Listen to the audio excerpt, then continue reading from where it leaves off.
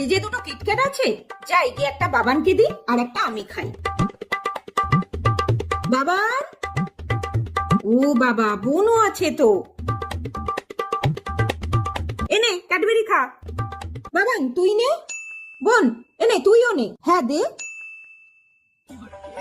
খা।